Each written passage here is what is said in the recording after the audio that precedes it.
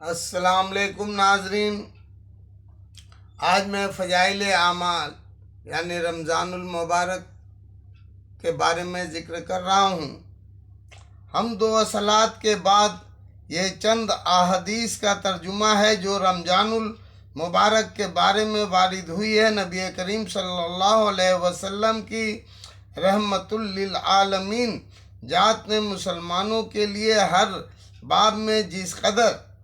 فضائل اور ترغیبات ارشاد فرمائے ہیں، ان کا اصول شکریہ اور قدردانی تو یہ تھی کہ ہم ان پر مر مٹتے، مگر ہماری کوتاہیاں اور دینی بے رغبتیاں اس قدر روز افزوں یعنی ہر دن بڑھ رہی ہیں کہ ان پر عمل تو درکنار، ان کی طرف التفات اور توجہ بھی نہیں رہی، حتیٰ کہ اب لوگوں کو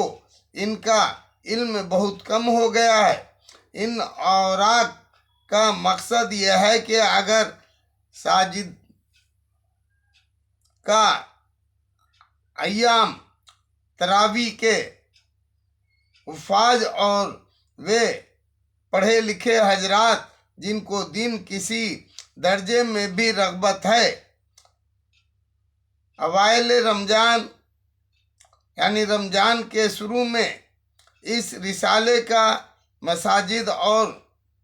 مجامع یعنی مجلسوں میں سنا دیا کریں تو اللہ کی رحمت سے کیا بعید ہے کہ اپنے محبوب حضرت محمد صلی اللہ علیہ وسلم کے کلام کی برکت سے ہم لوگوں میں مبارک مہینے کی کچھ قدر اور اس کی برکات کی طرف کچھ توجہ ہو جایا کرے اور اعمال کرنے کی زیادتی اور بد اعمالیوں کی کمی کا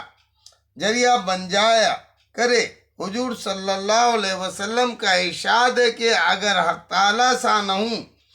تیری وجہ سے ایک شخص کو بھی ہدایت فرما دے تو تیرے لیے سرخ اونٹوں سے جو عمدہ مال شمار ہوتا ہے بہتر اور افضل ہے۔ رمضان المبارک کا مہینہ مسلمانوں کے لیے حق تعالیٰ شانہ کا بہت ہی بڑا انعام ہے، مگر جب ہی کہ اس انعام کی قدر بھی کی جائے، ورنہ ہم جیسے محروموں کے لیے ایک مہینے تک رمضان یعنی رمضان چلائے جانے کے سوا کچھ بھی نہیں۔ ایک حدیث میں ہے کہ اگر لوگوں کو یہ معلوم ہو جائے کہ رمضان کیا چیز ہے تو میری امت یہ تمنا کرے کہ سارا سال رمضان ہی ہو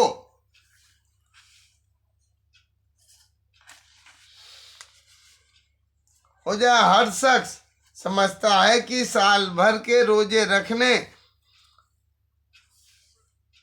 کارے دارد، مگر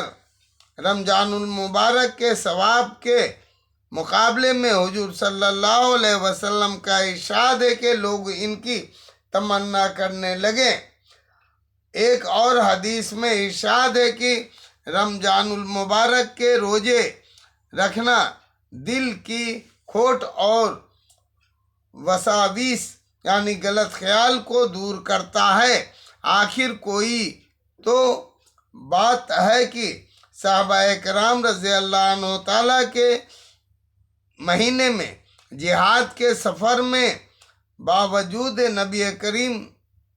صلی اللہ علیہ وسلم کے بار بار کی افطار کی اجازت فرما دینے کے روزے کا اہتمام فرماتے، حتیٰ کہ حضور صلی اللہ علیہ وسلم کو